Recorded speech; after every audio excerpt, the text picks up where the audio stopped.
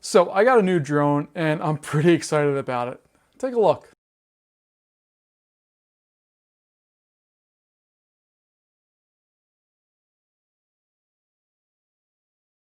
So my first real drone experience was a Phantom 3 Standard. It was a big drone, but not anything bigger than what you would normally see at the time. And it took 2.7K. It flew for roughly 15 minutes with an enormous battery and a lot of weight and a lot of hassle. The DJI Mini 2 has almost none of that in common with the previous iteration. Let's start off by talking about size. This thing is tiny. Let me go grab it real fast and we'll talk about how tiny this thing is. So this is the maximum size of this thing entirely folded out. You can see it's really not all that big. It basically is face-sized, and when I can fold it up and transport and do all the other things with it, it gets even tinier. These arms all fold in to make something that's really not very big at all, which I wish I had a few years ago. So this drone is roughly the size when it's all folded up as my Phantom 3 battery. Let me grab it real fast, and you can see when you lay them over, there's not a lot of difference there. They're about the same size.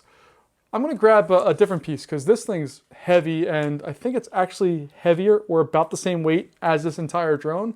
But let's go ahead and grab one of the props from the Phantom 3 and just compare that as well. So this right here is one single blade of the 4 blades of the quadcopter for the Phantom 3. It's insane. There's 4 of these on my other drone. This thing is the size of one of them. I just don't know how they did it. I mean, this thing fits in my camera bag. It's about the same size as the camera I'm shooting on right now, and it's a lot lighter as well. And if I had this a few years ago when I was traveling throughout Europe and other parts of the world, this would have been killer. One of the things that I kind of really think about is when I went to Norway. And there's a whole bunch of fjords and other things, which are really deep gorges with beautiful cliffs and all this kind of stuff. And I have a ton of footage from that trip, but I haven't really uploaded or done anything with it because it never really captured how beautiful and wonderful all that was. A drone is the only tool that can do that, and this drone would have been perfect for that trip. Now, I'm not a real technical guy. I'm really kind of an idiot when it comes to this kind of stuff. Doing one hand and the other one doing something else. It's just not my deal. I can't do it. But this drone is super easy to fly. The Phantom 3 was pretty easy to fly, but there's some complications I'll talk about in just a little bit. But basically, this thing I can set up. I don't have to attach the propellers. I can just drag it out, unfold it, and turn it on, connect my other controller, turn it on, and it's ready to fly. It's really quick. I can really get this thing set up and ready to fly in about a minute at most, and that's if I'm working slowly. Whereas my Phantom 3, I'd have to get it out of its case, I'd have to screw on the propellers, I'd have to power up everything, get it connected to the app, and then wait for satellites, which is my least favorite thing to do. Because the tracking on it was done by satellites, so you have to wait for it to find satellites and connect to them and talk to them. I don't have any of those problems with the Mini. I also want to talk about the controller. The controller is just so good. It's small. It's actually smaller than the drone itself. So if we take a look at this thing, it's small. It's really not a big deal compared to the size of the drone. But what it lacks in size, which is thankful, it's also really heavy. It has a big battery in it. But you can pull this little cord up here.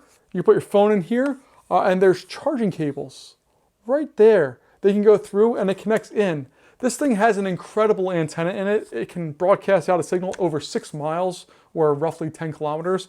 That's kind of crazy. And it fits flat into this case because it has these little kind of knobby doobies they can pull out and just screw right in. And once it's screwed in, you can go through and fly. It's really nice. I like this controller a lot. When I compare it to my other controller, the one from the Phantom 3, let me grab that bad boy. This thing means business. It's kind of ridiculous. This one has a really good solution for going through and holding your phone and making sure that you can see what exactly is going on. This does not. This thing was absolute garbage. You can tighten this a little bit, but it's really, it moves and super annoying. And I am missing a screw here, so it should pinch it a little bit more, but we get the point. And then these little jaw things only open up so far and can only be positioned so far on this little area here. After that, it's kind of done. The knobs The controls are basically the same. That part doesn't change. But the battery on life on this thing really wasn't super great. And the new one's also just way better. And there's also no antenna. I can't tell you how many times I looked at Amazon for the different things to attach this to make the range just a little bit better. I never fly far. I always keep within an eyesight. But I found my Phantom 3 would lose connection or go out of range when I can still see it. And that shouldn't really happen. And I've never had that issue with the Mini 2. I'm not going to talk about the image quality a whole bunch. You can capture images, you can capture raw images, and you can capture 4K video. And it all just looks good. I'm not a deep photo guy or video guy as far as all that stuff goes. That's not where I have a lot of specialty. I can just say from my eyes, it looks really good. I like the color, I like the contrast, I like everything. I wish it had a couple of other options as far as being able to edit after the fact, but that's really picking at little pieces that aren't really necessary to pick at for a drone that's so tiny. Going back to the controller here, down here at the bottom, it has a little slider switch that has 3 different options. You can have it in cinematic mode, which basically slows down the drone, so everything kind of appears to be more controlled. If you move it over to normal, it rotates or goes up and down a little bit faster. And the same thing with sport, where it goes really fast, and it's way too fast for me. I keep everything over in cine mode, and I'm really happy with it. I think the footage looks good.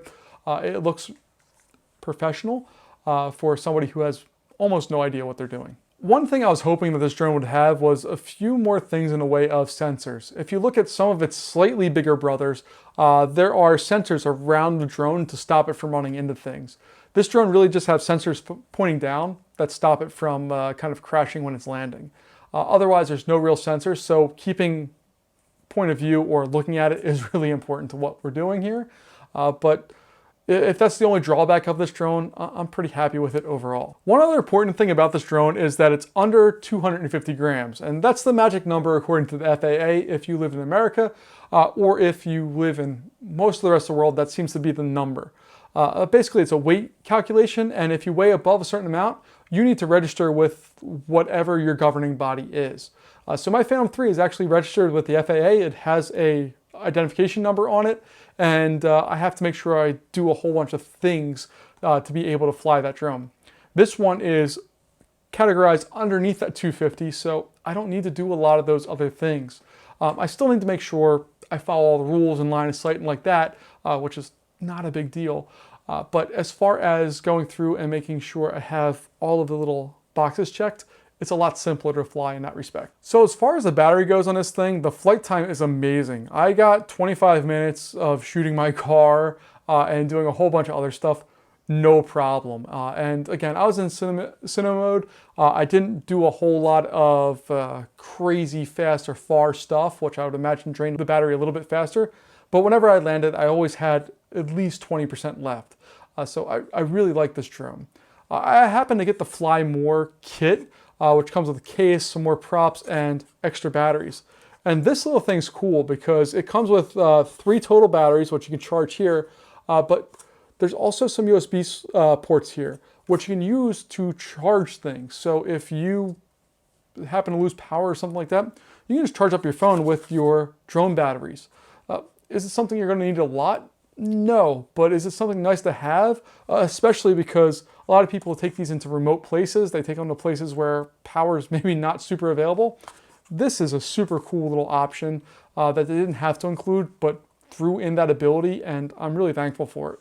One other thing I have to say is I really like being able to take the SD card in and out from the back of the aircraft as opposed to on the gimbal.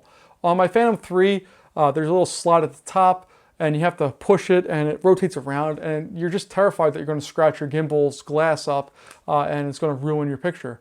Whereas on the other one, on my Phantom 2, all I have to do is press the button in the back, I can take it out, and the same thing with the battery, it all comes out. It's very easy to use and go through with.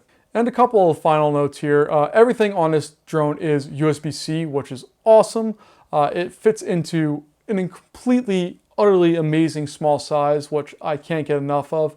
And it's super, super easy to fly. Again, I'm not a coordinated person, and I can fly this thing with ease with really not having to worry about running it into anything.